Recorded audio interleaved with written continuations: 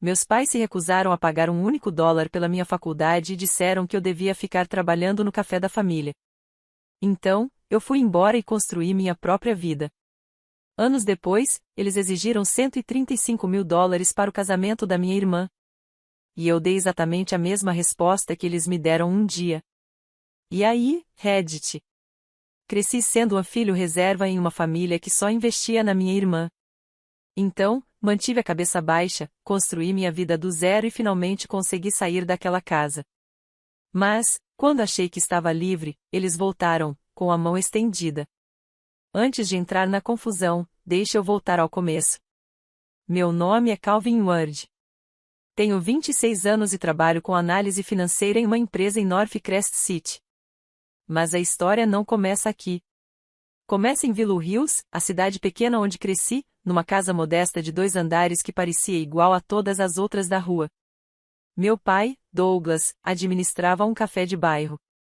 Minha mãe, Janete, ficava em casa a maior parte dos dias. E minha irmã, Lídia, era o projeto de orgulho oficial da família. Se você cresceu com um irmão filho de ouro, vai entender muito bem o que vem a seguir. Lídia não recebia apenas elogios. Tudo virava evento, conquistas, anúncios, comentários aleatórios, qualquer coisa era celebrada. Enquanto isso, eu aprendi cedo qual era meu papel, coadjuvante. Meu pai foi o primeiro a deixar isso bem claro. Ele me colocava para fazer tarefas no café antes mesmo de eu conseguir soletrar metade das palavras do cardápio. Caixas pesadas, entregas, limpeza, pequenos reparos que ele não queria fazer. Se um cano entupia, virava lição de responsabilidade. Se as cadeiras precisavam ser movidas, ele batia no meu ombro e dizia que eu tinha jeito para trabalho prático. Engraçado, um cliente uma vez me deu $20 de gorjeta por levar o pedido até o carro dele embaixo de chuva. Meu pai pegou o dinheiro e depois descobri que ele deu para Lídia como a recompensa por ir bem na escola. Eu tinha 12 anos. Foi ali que percebi, na nossa casa, esforço não era moeda. Imagem era. Minha mãe não era barulhenta como ele, mas tinha suas próprias maneiras de deixar tudo claro. Chamava Lídia de brilhante, talentosa, nossa menina iluminada. Eu era o estável, prático, bom com as mãos, em que é o código parental para não mire tão alto. Ela dizia isso com uma voz suave, como se estivesse me fazendo um favor por manter minhas expectativas baixas. As reuniões de família seguiam o mesmo roteiro. Sentávamos na sala cheia de parentes e o assunto inevitavelmente virava o que Lídia conquistou naquele mês. Eu não me importava em conversar, mas ninguém perguntava nada. Depois de um tempo, só parei de tentar. Sentava, ouvia e guardava a cada comentário. Não porque eu queria vingança ou algo dramático. Eu só aprendi que prestar atenção valia mais do que reclamar. A rotina também deixava claro qual era o ranking. Quando um celular novo era lançado, Lídia ganhava. Eu ficava com o antigo dela, geralmente trincado e com a bateria morrendo em 1 hora. Quando ela crescia e as roupas já não serviam, eu as herdava, desde que fossem neutras o suficiente. Se não fossem, minha mãe comprava peças na liquidação e dizia que eram boas o bastante para a escola. Nada disso me deixava amargo na época. Crianças não rotulam essas coisas. Você só vive o padrão que recebe. Eu engolia o desrespeito calado porque discutir nunca mudava nada, só me fazia parecer dramático ou ingrato.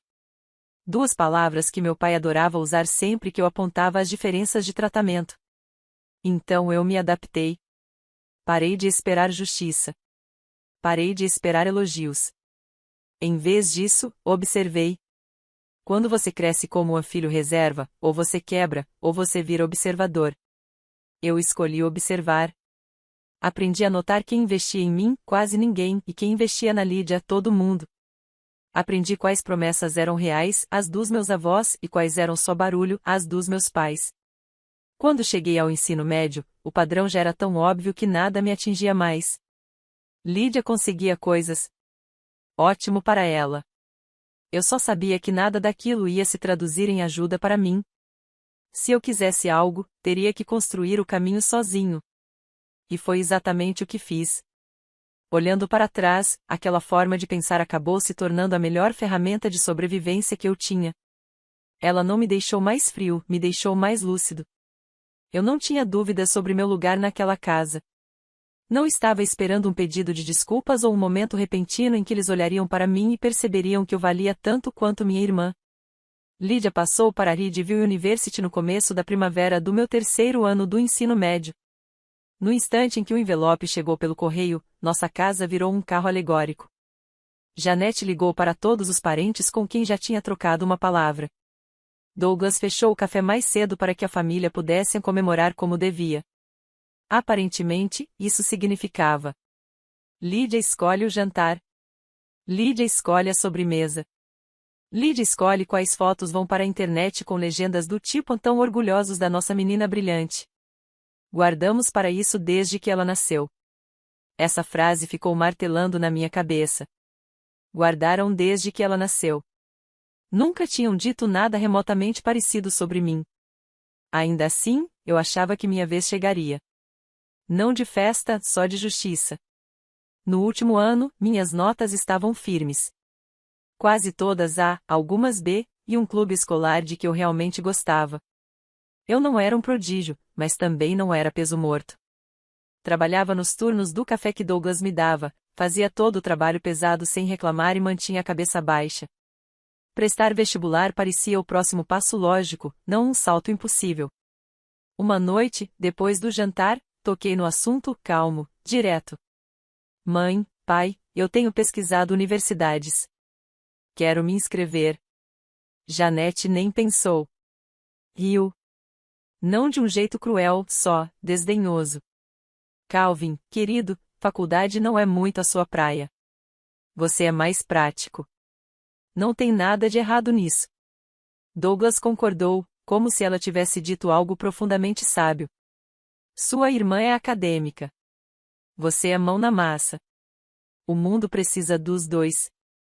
Eles falavam como se os papéis tivessem sido definidos no meu nascimento, imutáveis. Não discuti. Só esclareci. Minhas notas são boas. Eu posso entrar. Quero estudar finanças. Douglas esfregou o maxilar, irritado com as minhas palavras. Calvin, o café está passando por uma fase difícil. O movimento caiu. Precisamos de você aqui. A família não pode se dar ao luxo de te perder agora. Isso era novidade. Ele nunca tinha dito que o café estava falindo. Esperei. Ele se inclinou para a frente. Vamos deixar claro. Eu preciso de alguém confiável, alguém que não vá fugir. Se você ficar, te coloco na folha de pagamento em tempo integral. Trabalho estável, chance de crescer, um caminho responsável. Janete completou. E ajudar todos nós, querido. Então Douglas tirou uma pasta, sim, uma pasta de verdade, e a empurrou pela mesa. Dentro havia um contrato de trabalho de longo prazo, com a assinatura dele já no final. 5 anos. Horário fixo. Nada de estudar fora da cidade. Isso protege você e protege a gente, ele disse. Se você assinar, pelo menos saberemos que o café não vai colapsar. Criamos você melhor do que para correr atrás de ideias arriscadas. Era culpa embrulhada em dever familiar. Responsabilidade usando a força de uma armadilha.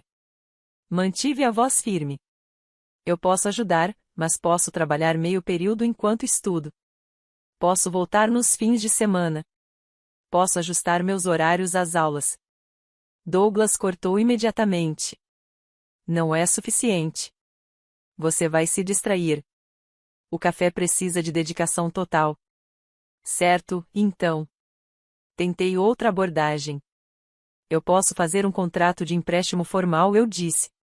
Custos da faculdade. Eu pago de volta com juros. A gente coloca tudo por escrito. Eu assino qualquer garantia que vocês quiserem. Janete nem pensou. Sem empréstimos. Nossa família não pega dinheiro emprestado por princípio. O mesmo princípio em que eles esqueciam sempre que a Lídia queria algo caro. Fechei a pasta, empurrei de volta e não disse mais nada. Não valia a pena. A decisão deles não tinha nada a ver com o café, e muito menos com praticidade. Tinha a ver com o valor que eles atribuíam às pessoas. Lídia valia investimento. Eu valia uso. Não desperdicei mais um argumento. A mente deles estava feita. A minha também.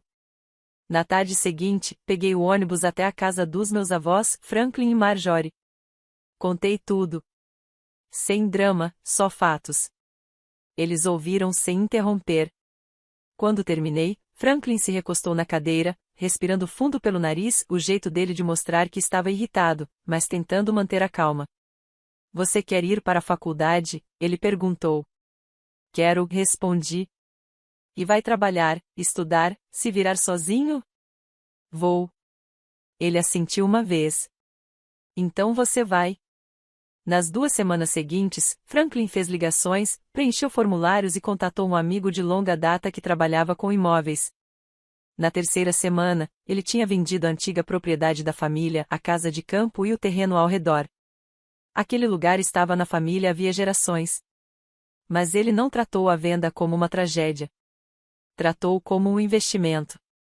Eu, sinceramente, fiquei com peso na consciência, mas já tinha decidido que pagaria cada centavo que eles investissem em mim. Quando eles me entregaram o comprovante cobrindo meu primeiro ano de faculdade, eu nem soube o que dizer. A venda pagou meu primeiro ano inteiro e ainda deixou uma reserva modesta, caso eu precisasse de um respiro depois. Franklin só disse: faça algo com isso. Faça valer. Nunca esqueci. O dia da partida chegou em agosto. Eu tinha 18 anos. O ônibus para North Crest City saía ao meio-dia. Franklin e Marjorie me levaram até a rodoviária com uma caixinha de lanches e um suéter, porque clima de cidade é imprevisível. Eles me abraçaram, disseram para ligar quando chegasse e lembraram que tinham orgulho de mim.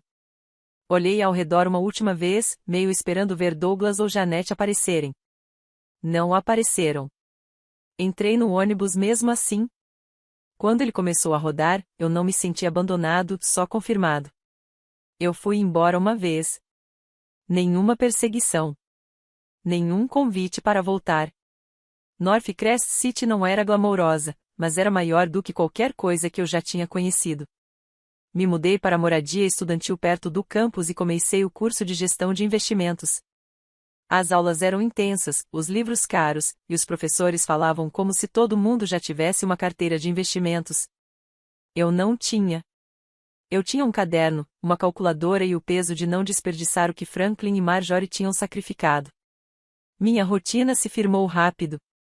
Aulas de manhã, turno parcial numa cafeteria à tarde, e estudo até a segurança do campus avisar que o prédio estava fechando. Comida barata, roupas baratas, tudo barato. Eu mantinha os gastos mínimos porque meu orgulho não me deixava pedir um centavo a Douglas ou Janete. Eles também nunca ofereceram. O silêncio tornou a matemática simples. As férias vinham e iam. Eu não voltava para Willow Hills, a não ser para visitas curtas aos meus avós. Eles sempre tinham um quarto pronto, mesmo depois de se mudarem para um lugar menor. Comíamos refeições simples e conversávamos sobre as aulas, nunca sobre política familiar. Eles não perguntavam sobre Douglas e Janete. E eu não oferecia nada. A distância ajudava. Não dramática. Só aquela distância silenciosa que cresce quando as pessoas param de aparecer por você. Os anos de faculdade passaram naquele ciclo de trabalho, estudo e progresso que eu conseguia medir. Meu GPA subia. Peguei estágio sempre que pude. Aprendi Excel de ponta a ponta. Treinei entrevistas com qualquer um disposto a me dar uns minutos. Nada glamouroso, mas construí alavancagem. Lenta, constante, real. A formatura bateu mais forte do que eu esperava. Eu tinha 22 anos. Não foi emoção. Foi clareza. No momento em que me sentei, ela voltou direto para a frase que estava montando. Então, disse ela, com um sorriso educado que tinha uma ponta afiada por trás. Você ainda está naquele lugar de investimentos, né? Harbor Reed Capital, eu respondi. Isso. O tom dela fazia o lugar soar como uma mercearia de esquina. Deve ser fofinho. Você tem clientes de verdade lá, ou é mais planilha mesmo? Janete soltou aquela risada performática que ela reservava exclusivamente para Lídia. Querida, seja gentil. Tenho certeza de que o trabalho do Calvin é estável. Trabalho prático é importante. Douglas acrescentou sem sequer levantar os olhos do prato: se um dia não der certo, o café ainda está lá. Sempre podemos usar mãos confiáveis. Ele deu um sorrisinho como se tivesse acabado de contar uma piada brilhante. Backups são valiosos. Lydia riu. Bryce apenas ofereceu um sorriso educado, aquele tipo de sorriso que a pessoa dá quando não quer se envolver, mas precisa parecer simpática. Fiquei calado, não por choque. Nada ali era novidade. Eu já tinha ouvido aquelas frases tantas vezes que conseguia prever o ritmo. Apenas observei, deixando que eles encenassem tudo sem a minha participação. Janete se inclinou para a frente, entrelaçando os dedos como se estivesse prestes a começar uma conversa profunda. Você está morando onde mesmo? Cedar Street. Sério? Lydia arregalou os olhos, exagerando a surpresa. Não é um daqueles bairros de iniciante? Passei de carro uma vez. Parecia apertado. Na boca dela, apertada significava abaixo de nós. Douglas assentiu como se tivesse confirmado um relatório oficial. Vi no noticiário que aquela área não é exatamente prêmio. Tem certeza de que é lá que você quer ficar? Nenhuma reação da minha parte. Cedar Street não era luxuosa, mas era minha. Paga com meu trabalho, não com o de outra pessoa. Eles nunca entenderiam essa diferença. O jantar seguiu no mesmo ritmo, pequenas alfinetadas disfarçadas de conversa casual. Lydia, agora trabalhando na Reedville University, falava do emprego usando palavras de efeito e enfatizando responsabilidades como se esperasse aplausos. A cada poucas frases, ela olhava para mim, verificando se eu estava impressionado. Eu não estava. Douglas soltava comentários ocasionais como: trabalhos acadêmicos criam caráter. Tem gente que não é feita para pressão de verdade. Janete quis saber se eu tinha pensado em algo mais estável a longo prazo, o que era seu código para sugerir que eu devia parar de mirar alto. Assim, o brilho de Lydia permanecia intocado. Em certo momento, Lydia começou a explicar um projeto que estava liderando. É tudo muito acelerado. Muita responsabilidade. Nem todo mundo aguenta esse tipo de pressão. Janete concordou. Seu irmão é mais para o lado da confiabilidade. Sempre foi. Douglas riu. Ele se encontra eventualmente. Cada comentário vinha com um recado embutido: saiba seu lugar. Não ultrapasse o que decidimos que você é. Eu registrava cada um como pontos de dados. Sem raiva. Só observação. Quando os pratos foram retirados e a sobremesa chegou, decidi que já tinha ouvido o suficiente. O roteiro era previsível. As cutucadas eram previsíveis. A dinâmica não tinha mudado. Empurrei minha cadeira para trás e me levantei. Vou indo. Lydia piscou, surpresa, claramente não tinha ensaiado esse desfecho. O quê? Já vai? Já deu por hoje. Douglas bufou. Sempre dramático. Não respondi. Caminhei até a porta. Com a mão na maçaneta, ouvi passos atrás de mim, passos medidos, calculados. Era Bryce. Calvin, ele disse. Um segundo. Virei. Ele entrou no corredor com a calma estudada de alguém acostumado a ser ouvido. Cruzou as mãos atrás das costas como se fosse conduzir uma avaliação de desempenho. Eu só quero manter as coisas claras, ele disse, com a voz baixa e suave. A noite não era para parecer tensa. Esperei. A pausa o obrigou a continuar. Ele se mexeu um pouco, endireitando os ombros. O mundo da Lydia é estruturado. Expectativas altas, certos círculos, certa imagem. As pessoas ao redor dela precisam se encaixar nesse esquema. Ele manteve meu olhar. Não havia maldade no tom dele, apenas uma condescendência tão polida que parecia cortês. Eu respeito que você esteja tentando construir algo, ele acrescentou. De verdade, mas entenda que ela opera em um nível que exige alinhamento.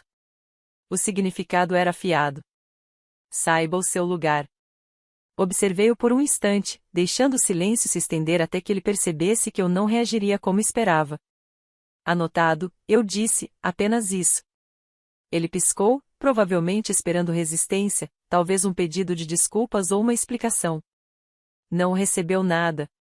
Abri a porta. O ar da noite era frio e constante, um corte limpo daquele calor encenado atrás de mim. Enquanto eu saía, Bryce chamou meu nome. Mais suave dessa vez. Só pense no que é melhor para todo mundo. Eu não me virei. Desci os degraus, cruzei a garagem e alcancei a calçada com a mesma calma que carreguei a noite inteira. Sem raiva, sem dor, apenas uma confirmação tranquila do que eu já sabia. O mundo deles era construído em hierarquias, e esperavam que eu permanecesse exatamente no lugar onde tinham me colocado desde a infância. Eles deixaram suas posições claras, e eu não ia mais aceitar esse papel. O acesso emocional deles terminou naquela noite. A partir dali, mantive contato estritamente prático, só logística, até fechar a porta de vez. 6 meses depois, já no emprego, recebi uma ligação da Thalia, minha amiga da faculdade. Ela não começou com rodeios. Cal, ela disse, escuta. A Maxwell Investment Group está abrindo um escritório aqui. Estão contratando. Eu já coloquei seu nome. A Maxwell não era apenas outra empresa. Era o tipo de firma que as pessoas em finanças mencionam com uma mistura de inveja e medo. Entrar não era comum. Ficar, menos ainda. Quando a vaga abre? Perguntei. Já abriu. Olha seu e-mail. Se inscreve hoje. Eu não perdi tempo. Atualizei meu currículo, deixei tudo essencial, e imprimi anotações de projetos antigos. Depois passei o resto da semana revendo questões de prática, lendo relatórios publicados pela Maxwell e reaprendendo cada conceito técnico que eu não via desde a faculdade. Sem drama, só preparação. 2 semanas depois, eles me chamaram. A entrevista não foi amigável. Testaram tudo. Mercados, análise, modelagem de risco, cenários reais de portfólio. Pediram exemplos de situações de pressão. Minhas respostas foram curtas, diretas, sem tentar soar impressionante, apenas factuais. Quando acabou, o gerente líder apenas assentiu. Entraremos em contato. 3 dias depois, recebi o e-mail. Oferta estendida. A gerente do escritório de Harbor Ridge pareceu confusa quando entreguei minha demissão. Tem certeza? Ela perguntou. Aqui é estável. Eu sei, respondi. Por isso mesmo preciso ir. Eu estava ali fazia uns 6 meses. A Maxwell me contratou como analista associado. O salário base não era absurdo, mas o bônus sim, e a oportunidade valia. Meu primeiro ano foi simples, trabalhar, aprender, entregar. Eu ficava até tarde porque queria terminar o que outros deixavam para trás. Não para impressionar ninguém, apenas para acumular resultados. Quando um projeto precisava de alguém para arrumar dados à meia-noite, eu pegava. Quando um analista sênior precisava de ajuda para polir uma apresentação antes de um cliente, eu fazia. Quando ninguém queria assumir um portfólio problemático de uma empresa de tecnologia de médio porte, eu me voluntariei. Esse último mudou tudo. A conta não era famosa. A empresa era local, de médio porte, e tinha passado por dificuldades. Os retornos deles estavam estagnados, quase negativos. Para a maioria, aquele portfólio era um beco sem saída. Eu vi uma oportunidade de fazer algo ganhar vida. Por 3 meses, acompanhei o desempenho da empresa, as tendências do setor, dados de concorrentes e ciclos de mercado. Reorganizei a composição dos ativos, equilíbrio do risco, e rodei simulações até que os padrões começassem a fazer sentido. Quando o trimestre fechou, o portfólio apresentou um retorno forte, muito acima das projeções. Meu supervisor me chamou ao escritório com os números abertos na tela. Isso aqui, ele disse, batendo no relatório, é excepcional. A partir dali, tudo mudou. Analistas começaram a pedir ajuda nos modelos. Gerentes me puxavam para reuniões onde eu nem estava listado. Meu nome começou a aparecer nas conversas que importavam. Não por charme, por matemática. Resultados movem as pessoas mais rápido que personalidade. Os bônus começaram pequenos, depois cresceram. Eu não gastei em nada chamativo. Eu guardei. Planejei. tratei dinheiro como combustível, não decoração. Depois de 1 ano e meio na Maxwell, eu tinha o suficiente guardado para fazer algo que queria desde a faculdade. Comprei um carro para Franklin, não um esportivo ou alguma extravagância, apenas um sedã limpo, confiável, bem conservado, com boa quilometragem e segurança. Ele não disse muito quando entreguei as chaves. Só assentiu, daquele jeito que ele fazia quando algo tocava mais fundo do que ele queria mostrar. Marjorie me abraçou tão forte que quase estalou uma costela. Com isso feito, foquei no meu próximo passo, moradia. O salário da Maxwell, mais os bônus e o controle rígido dos meus gastos, me deram margem para algo maior. Eu nunca liguei para a aparência, mas sempre liguei para a estabilidade. Para ter um lugar onde ninguém pudesse me diminuir. Então comprei uma cobertura nos Heights, o novo empreendimento em North Crest City, com linhas limpas, janelas altas e elevadores com cartão que realmente funcionavam. Não era sobre ostentar. Era sobre construir uma versão da minha vida que não dependesse da opinião de ninguém. Entre 2 ciclos fortes de bônus, um desconto de pré-construção e uma hipoteca conservadora, os números fecharam. Mudar para lá parecia uma linha de chegada e uma de partida ao mesmo tempo.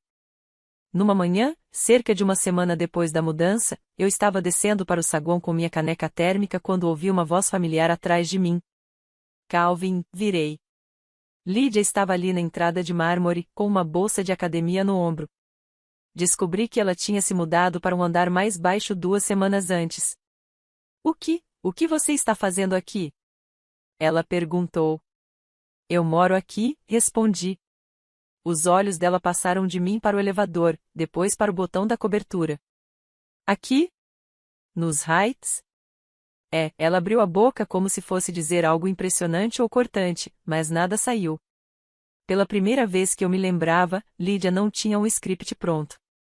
Eu apenas assenti. Tenha um bom dia. Passei por ela com calma, sem exibição, sem interesse em decifrar a expressão que ela tentava formar. Quando as portas do elevador fecharam, ainda vi um último relance dela parada ali, processando. Minha vida não era perfeita, mas era sólida. Sólida o bastante para que ninguém mais pudesse me diminuir. E eu a construí assim de propósito. O primeiro sinal de que algo estava mudando veio online. Eu não seguia a Lydia, mas Ola me mandou capturas de tela. Uma foto da Lydia sorrindo ao lado de uma foto antiga de nós crianças. Tão orgulhosa do meu irmão Calvin. Sempre acreditamos nele. Valores familiares fortes construíram seu sucesso. No dia seguinte, outro post. Apoio da família faz toda a diferença. Ela cronometrava aqueles posts exatamente quando as publicações de temporada de casamentos começavam a aparecer no feed dela. Eu não comentei, não mandei mensagem, não corrigi nada. Era óbvio o que ela estava fazendo, preparando o terreno para um próximo pedido. Pessoas que planejam usar alguém para obter vantagem se preocupam muito com a percepção pública antes de cobrar o favor. Continuei rolando a tela e voltei ao meu dia. 2 semanas depois, recebi uma mensagem da Lydia. Mamãe e papai querem ver seu novo lugar. Vamos passar aí amanhã. Não era um pedido, era uma declaração. Eles chegaram pontualmente. Janete ficou parada na porta, olhando para o teto da cobertura como se tivesse entrado em um museu. Douglas ficava acenando com a cabeça como se estivesse aprovando uma inspeção. Deixei que entrassem por educação, não por vínculo. Os limites continuaram de pé. Calvin, disse Janete, passando a mão pelo balcão. Isso é impressionante, Douglas acrescentou. Muito impressionante. Você se saiu bem. Educados, calorosos, completamente fora do padrão. Lydia entrou logo atrás com um sorriso brilhante e intencional. Na verdade, esperávamos conversar sobre algo importante. Aí estava. Eles se sentaram como se estivessem prestes a negociar uma fusão. Janete começou. Como você sabe, o casamento da Lydia e do Bryce está chegando. É um evento significativo para as 2 famílias. Douglas assentiu. O local, a organizadora, os arranjos, tudo precisa corresponder às expectativas da família do Bryce. Então Lydia apresentou o valor como se estivesse lendo um folheto. O custo total é em torno de 300 mil, mamãe e papai concordaram em cobrir metade. Parecia absurdo para Willow Hills, mas o local e os fornecedores eram em North Crest City. E os pais do Bryce insistiram em tudo importado. É assim que você chega a 300 mil rápido. Janete se apressou em dizer que o valor final ainda estava sendo calculado. Douglas suspirou. Um pouco mais alto do que esperávamos. Então Lídia se inclinou para a frente. Então esperávamos que você pudesse ajudar. Só 150 mil, como um empréstimo. Vamos pagar de volta. Fiquei em silêncio por alguns segundos. Todos esperaram. Então eu perguntei, um empréstimo, certo? Com um contrato? Douglas assentiu. Claro. E vamos pagar de volta. Janete cruzou as mãos. Naturalmente. Recostei-me. Interessante. Porque quando pedi um empréstimo para a faculdade, vocês disseram que nossa família não pega dinheiro emprestado por princípio. Silêncio. Janete piscou. Aquilo era diferente. Não era. Douglas pigarreou. Estamos falando da reputação da família. E eu estava falando de educação. Mais silêncio. Mantive a voz calma. Vocês têm um princípio. Estou usando ele. Mesma regra. Não. Lídia me olhou como se tivesse ouvido a frase errada. Janete engoliu em seco. Calvin, seja razoável.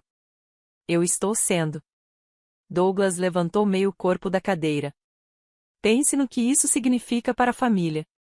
Eu o interrompi com um pequeno gesto de mão. A conversa acabou. Sem gritos, sem raiva, apenas política. Eles foram embora com sorrisos tensos. Lídia não olhou para trás. 2 dias depois, Janete me enviou uma mensagem. Querido, você pode mandar uma ajudinha? Só alguns milhares. Estamos com uma conta atrasada. Não.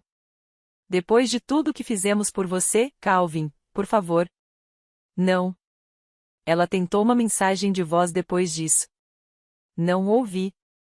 Uma semana passou. Então encontrei Douglas no mercado. Eu estava carregando uma sacola de verduras quando ele entrou no meu caminho como se estivesse esperando. Ele não me cumprimentou. Só levantou a voz o suficiente para os carrinhos próximos ouvirem.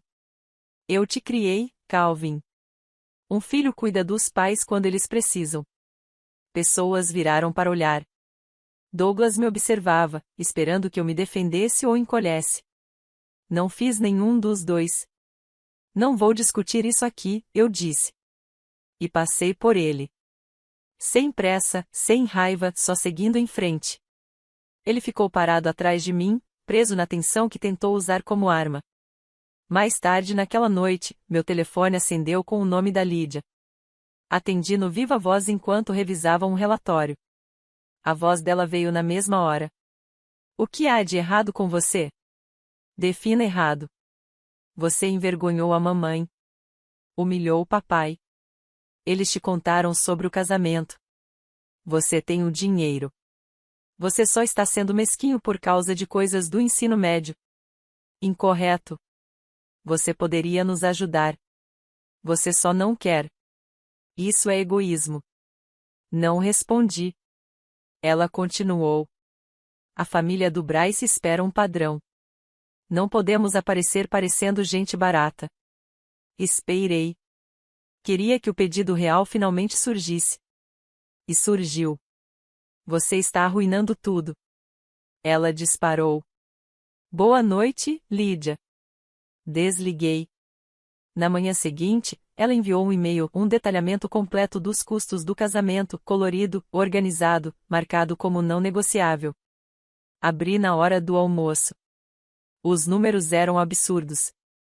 20 mil por arcos florais temáticos, 10 mil por uma experiência de parede de fotos da família, 15 mil por jogos de mesa importados, 8 mil por um ambiente de fragrância curado, 12 mil por convites personalizados, e por aí ia. Linha após linha de exagero inflado. Ela deixou uma observação no final. É por isso que precisamos que você contribua. Esses custos são fixos. Por favor, entenda. Li como se fosse a fatura de uma empresa que eu nunca contratei. Depois fechei o e-mail. Campanha de pressão só funciona se o alvo cede. Eu não ia ceder. Mantive a linha. Calmo, direto, final. Minha raiva continuou sendo política. Os jantares de domingo com Franklin e Marjorie tinham virado rotina. A casa menor deles sempre cheirava a legumes assados e alguma sobremesa esfriando no balcão. Sem tensão, sem roteiros, sem indiretas, só uma refeição e duas pessoas que diziam apenas o que realmente queriam dizer. Naquele fim de semana, Marjorie colocou guardanapos extras na mesa e disse: "Seus pais ligaram pra gente ontem." Ergui uma sobrancelha. Pra quê? Franklin respondeu antes dela. Dinheiro. Marjorie balançou a cabeça. Eles ficaram dando voltas, dizendo que estão sob pressão, que são esperados a contribuir com uma grande parte do casamento da Lydia, e que seria uma tragédia se faltassem. Franklin encheu nossos copos. Então sua mãe sugeriu que vendêssemos o carro que você me deu. O maxilar dele ficou tenso. Disse que estava só parado na nossa garagem.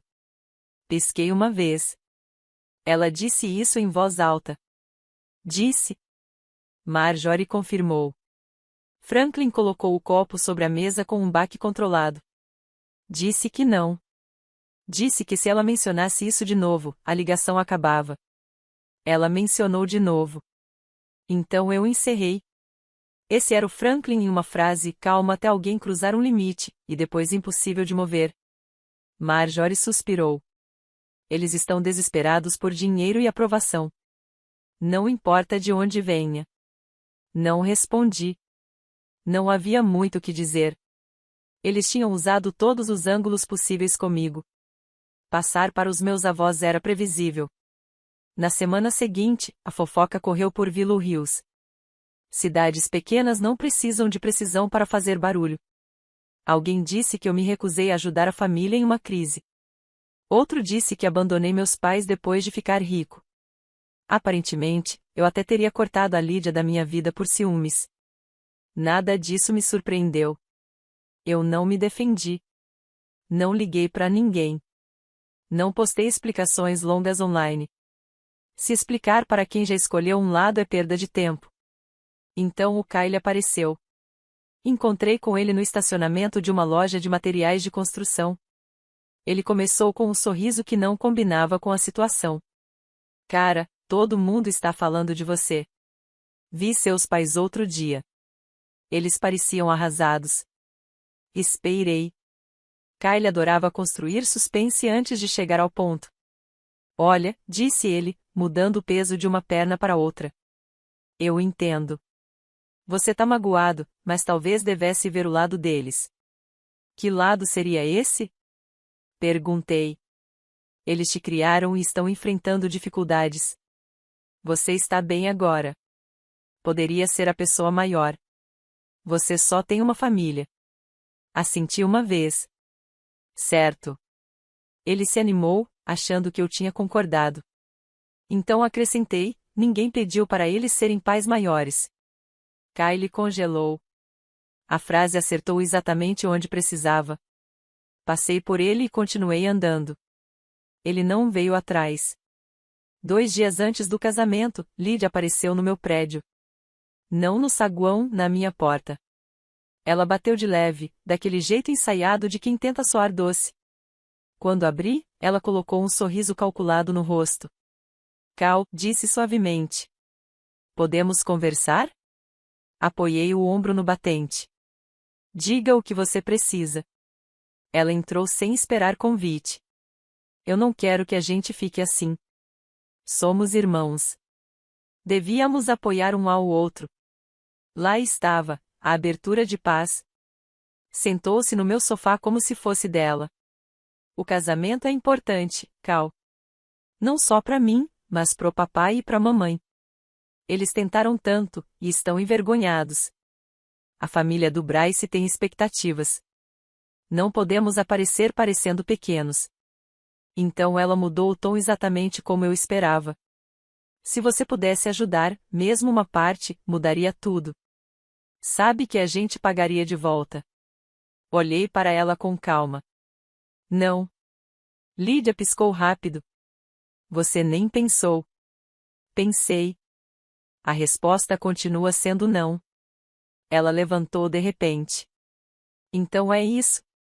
Você prefere deixar nossos pais passarem vergonha? Eles criaram a situação. Podem lidar com o resultado. A voz dela quebrou em raiva. Você é inacreditável.